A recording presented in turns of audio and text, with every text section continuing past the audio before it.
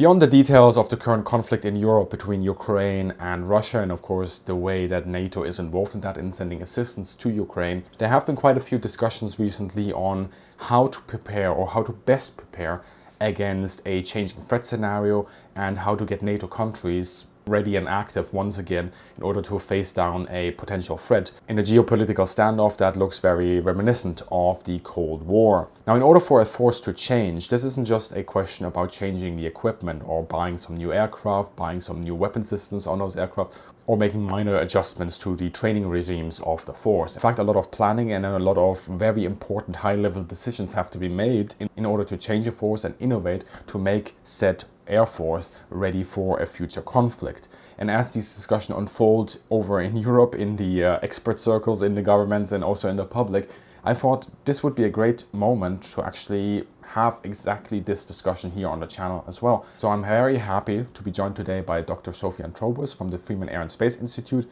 of King's College London. And she, in fact, was specifically recommended to me in the basis of if you want to understand how the inner structure of an Air Force works, you have to talk to Dr. Antrobus. So without further ado, let's just jump right into it. This conversation on military aviation history is made in cooperation with the Freeman Air and Space Institute, King's College London. So Sophie, I thought I would start sort of with this meta comment, or there is this saying, right? Armies sort of prepare for the last war that they fought. So I'm just wondering, how can a military organization like an Air Force actually make sure that it's future-proof when all the experiences that it gathers are in the past? Yeah, it's a huge challenge, enormous challenge actually for any militaries. And you can see, I know we're talking about Air Forces, but in the British Army, the reconfiguration to have complete effort behind the Afghanistan conflict in the late 2000s, fundamentally shaped that organization and is making it very difficult for it to change again. In terms of Air Forces and more generally, I guess in terms of future proofing, you're talking about a few things. One is anticipating where the next conflict is going to come from, that kind of future strategic trends. And I don't think that this country is too bad at that. The work that the development, the Concepts and Doctrine Centre does is pretty good. And I think as anticipating, where the most biggest problems and where the competitors and where adversaries are. Then you've got the technical. This is the bit that the Air Forces love, the next bit of equipment, particularly aircraft and platforms. That's something that you could get most pilots and engineers excited about. And you see this in the debate about what the next generation of aircraft are going to be, Project Tempest, drones, whether they're going to be thousands and thousands of drones accompanying an aircraft, all of those kind of things. And I'm sure you've touched on those in other conversations and podcasts before. But then the really difficult bit is the conceptual bit and the ability to think forward in a way that is broad and open to quite challenging concepts and ways of thinking. And I think militaries and Air Forces and the RAF here in the UK is a good example of it. Senior leaders know that they need to listen to different voices, different ways of thinking, different points of view. They say it, but actually when somebody does challenge them directly and criticizes, and I don't mean criticizing for no reason at all, and I mean much more offering some critical thinking that perhaps it challenges them. It's really hard actually for those people who've lived their entire adult lives within a service with all its cultures, with all its traditions, to think in a new way.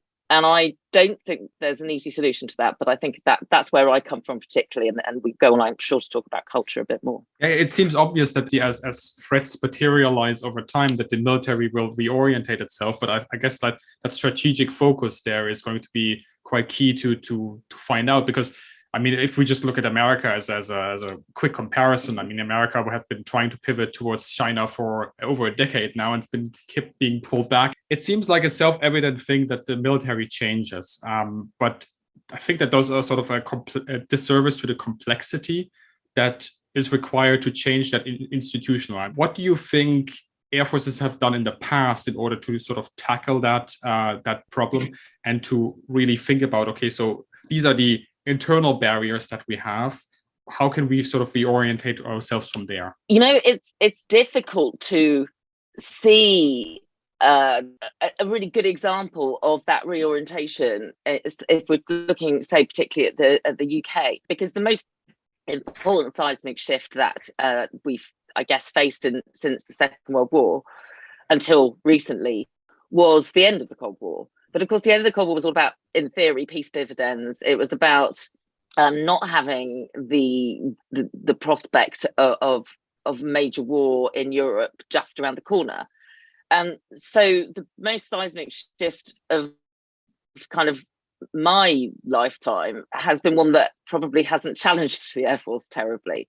And it's allowed it's allowed this country and other countries to choose where they fight rather than to face whichever enemy it presents itself. So actually, when I think about it, I think now is the time. And so I don't really have a great example of how the Air Force has handled that sort of change. The next year or two, I think, will be absolutely fascinating. Intention to update the integrated review of last year and where thinking will go next. But I definitely think that this is the biggest period of challenge and quite seismic change. And then my view is this era of great power competition with Russia and China is what we're facing in the next decade or two. And then I think we'll be caught up by the climate crisis. And I think perhaps that will change the dial, change the dynamic completely again. I'm not suggesting that we're not in a climate crisis already, but I think the really massive impacts that will happen if the issue isn't tackled really quickly will probably surmount any other lower level arguments or battles. Yeah, I mean, let's touch upon the integrated review in just a second here. But before that, I thought if we look at these institutions first, are there sort of, you spoke of traditions already, right? And I mean, I always go back to the Americans because that's what I've looked at the most. And I immediately think sort of our Strategic Air Command and then moving away from that sort of culture into what then the Air Force or the USAF became for Desert Storm after Vietnam, which took essentially 2 decades to happen, right? What are sort of these cultural barriers that we can identify in air forces? Is it really just generational? Are there like faction in air forces, and where does that really stop and present a problem? I mean, for me, looking in the UK, it's, and I think it is a particular problem for the Royal Air Force specifically. I mean, in fact, it is very particular to the Royal Air Force, is history. And I think the really critical thing was the Battle of Britain. Let's be clear.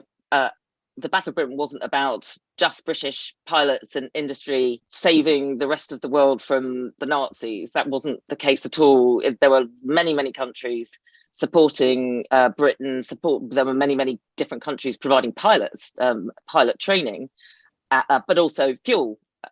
All sorts of different things. So when I talk about the Battle of Britain, the way the British tell the story to themselves is not, I don't think, completely accurate. But I think in terms of the Air Force, the Royal Air Force, it's really defining. I did an interview recently on BBC Newsnight about recruitment, and they started the piece with images of pilots running to Spitfires. I mean, it's incredible, really. It's just everywhere. Journalists go to it too. And I think that's made the Air Force very platform-centric, very pilot-centric.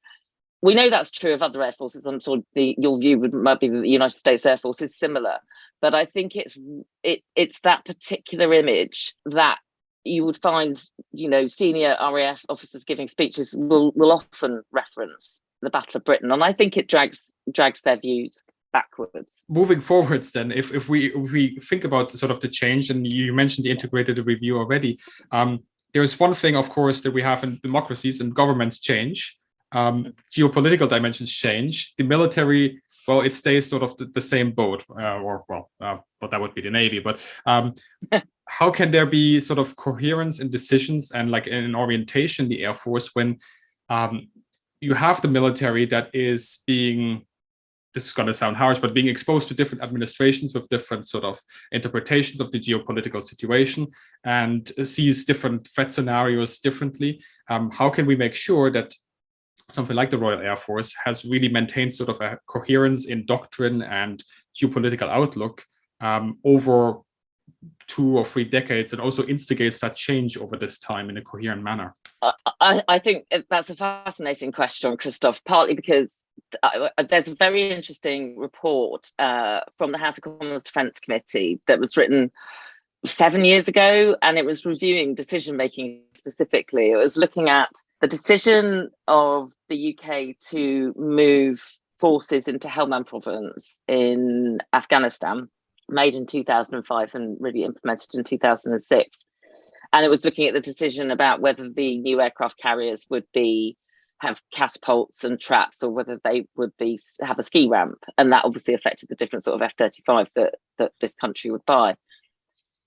I mean, I recommend it as a read because there's a section in it where they took evidence from, now this is one administration, it's a Labour government in 2005-6, but they did have a couple of different Secretary of States during that period, and they had some changeover in the senior military, and that's perhaps a little rabbit hole I won't go down too much, but clearly the churn of senior people every 2 years or so does make that consistency actually, I think, quite challenging. But this report basically could not establish, despite interviewing all the people were still alive, all of them, able to give evidence and didn't refuse to give evidence, and they could not establish who made that decision. Nobody thought it was them that made the decision, and it's such a lesson in how incoherent things can be. And I think from the point of the modern Royal Air Force, though people change over, and senior leaders come and go, they grow up together. So this current crop of, say, 3 stars in the Air Force, who 2, 3 stars, been educated together. If they're from a flying background, they've probably done their training together, they'll have operated together. They've been in the Air Force such a long time, they've all got to know each other. Now, that's providing some continuity. There is obviously also the danger that there's a little bit too much groupthink and nobody comes with a fresh outlook. But I suppose in that sense, that's where the coherency comes from. There is this long journey that the senior, which I think has both dangers and advantages. And are these sort of dangers recognized? Are there like active attempts to say, okay, well, we are a small, tight group knit unit. Let's get somebody out from the outside, civilian experts, maybe even that you invite. Of course, in NATO, you have exchange programs as well. Does any of that happen, or does that happen sort of at the lower ranks, where really the 3 stars and the generals and the air marshals and are not really exchanging views that much, and they're just relying mainly on sort of filtered information that is being brought up from further down the chain of command? So there's 2 things I'd say in answer to that question. One is that in terms of, so I'm research fellow at the Freeman Air and Space Institute at King's College London. The Freeman Air and Space Institute was set up with funding from the Royal Air Force through a contract, because the Air Force said, we want an independent academic air and space power institute that will grow air and space power thinking, will produce the next generation of air and space power thinkers, but that will be absolutely free to say what it wants. So that me sitting here is kind of evidence that that's what the senior leaders want. A second way of answering your question, I think, is that people discuss and argue where the clogs are in the machine of a military hierarchy. And I am inclined to take the view that you've got the more junior people, young in their career. Yes, they want to get things right, but they are a little freer, I think, they've more recently come from outside of a military background. There's quite a lot of them. There's opportunities for them to discuss and come together. And then at the very senior levels, partly very senior officers quite often, to be honest, want to make their mark. So they do want to do something different, remarkable, interesting. Not all of them, to be fair, but that is something that happens.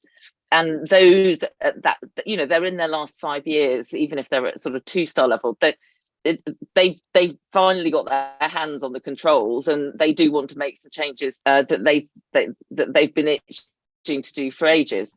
There's something in the middle, quite rudely called the permafrost, which is kind of that middle ranking, doing quite well, at station commander level, for example. And that person has come through the most sort of challenging selection periods. And there is a view, which I tend to be open to, that at that point they can become quite cautious, because it is about just getting through the next couple of tours and then you kind of have made it. If we then regard sort of these changes that are being made through to an Air Force, not specifically to the daily running, but there has recently been, of course, a shift from the Air Force to the Aerospace Forces. The United States has Space Force in itself. Germany recently set up a Space Command unit. And for most of us, I guess space for now still just means satellites. It means GPS communications. Perhaps some of us think of Elon Musk. But how does this new theater really start to factor into not just necessarily perhaps how war is being fought, but how an Air Force is being run and can in fact operate and must in fact operate over the next, 2 decades? A lot of space forces have been set up under the guise of air forces or alongside them or as part of them. And I think that's fairly natural, if only because, you go beyond the skies and you get to space. I can see it being almost that simplistic in a sense at the beginning of thinking about it.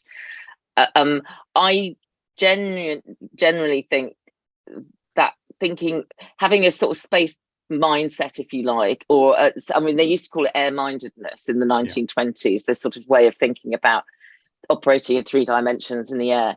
And I think space-mindedness, if you like, the equivalent, it does need to be developed, I think, separately from air-mindedness. I think it is a completely different domain. Let's not start an argument about whether space is a domain or not, because everybody who's involved in talking about space likes to discuss that. But it does, for the sort of purpose of what I'm saying,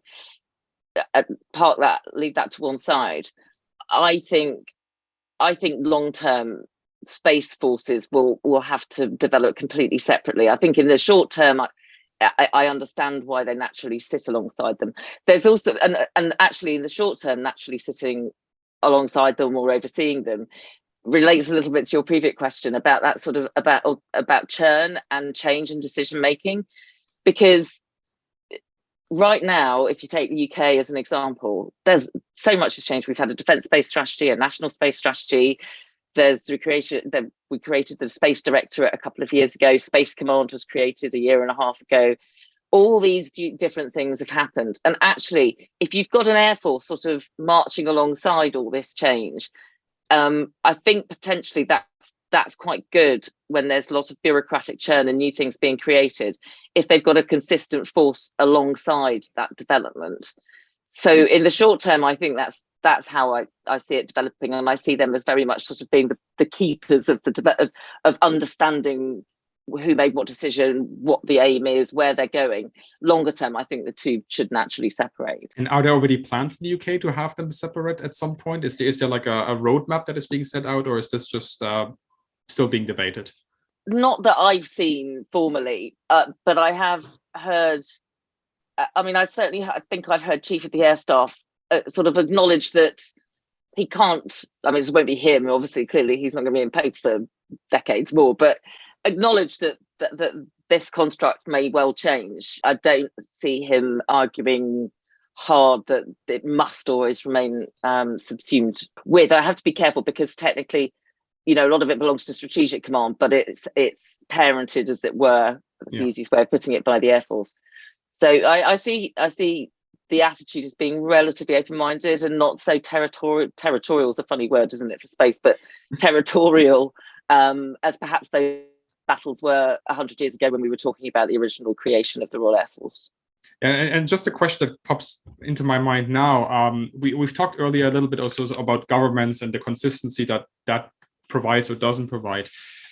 Is there in the UK, let's say, a consistent effort to try to explain the space domain to the government and explain that this is something completely new that has to be looked at, and also it has to be factored into the budgets? or is this something that is still lacking then that could then potentially cause even ignorance on the fact that there is such a domain as space? Certainly effort from within defence, the Ministry of Defence, if you like, to explain the complexities of space and its importance and relevance in the defence and security realm. But overall, let's be frank, I think defence and security in the round isn't particularly well understood by a lot of politicians. And I think I do understand why. You know, if you put your average member of parliament or junior shadow minister or minister up and ask them to talk about, I don't know, policy over free school meals at school or bus routes. Well, everybody's got a bus and everybody's been to school. They've all got something to contribute. If you ask them about how important is space to fighting the next war or something, actually there's a limited number of people who naturally have a view on that or naturally have some contact with that world. And I think that's a bigger problem. And so defence is always, I think, trying if and sometimes succeeding and sometimes failing at communicating better with particularly politicians. But it is a really difficult battle. That is hard. No, I definitely understand that. Also looking at Germany and how the whole issue of the military has developed there, and how everybody's scrambling now, of course, to start understanding the main basic concepts. It's fascinating to see what's happening there in the political realm. Sophie, thanks very much for answering the questions. As always, at the end of the interview, I just like to ask, do you have any recommendations to give the viewer who want to learn more of this? Feel free, of course, to also put your own publications as recommendations. I will also link those below. But if you have any articles, books, podcasts, perhaps. So a couple of things I thought of. One, I mentioned that House of Commons Defence Committee report on decision making. It's in 2015. I do think it is worth reading, because if only as a lesson, and I thought I'd almost use it as a case study if people were trying to talk about how badly decision making can go. And in a sense, what they found was that too many people thought something was a little tactical. They thought it was partly a tactical decision, so it was more for the military, and then didn't really think about it as a strategic one. I'd say it's an education for politicians, that report. A good piece on innovation, particularly by Stuart Griffin on military innovation studies, and that's in the Journal of Strategic Studies, 2016, that was published. And finally, since you did ask if I wanted to promote anything of my own, I've just co-authored, and it's just been published, a article with Dr. Hannah West, and we're talking about critical thinking in the military. We called it, this is all very academic, critical thinking in professional military education, really talking about which voices are heard and listened to, and that's published in Russo Journal, and it's available via open access on Taylor and Francis online. Fantastic. Yeah, I will link those below for all the viewers. I'm sure they'll be interested to have a look. And thank you very much, Sophie, for answering the questions. Thank you. Thanks very much. It's fascinating. I hope that you enjoyed that conversation. As always, big thank you to patrons and channel members for supporting this channel. Check out the description below for all the recommendations and some helpful links. And as always, have a great day and see you in the sky.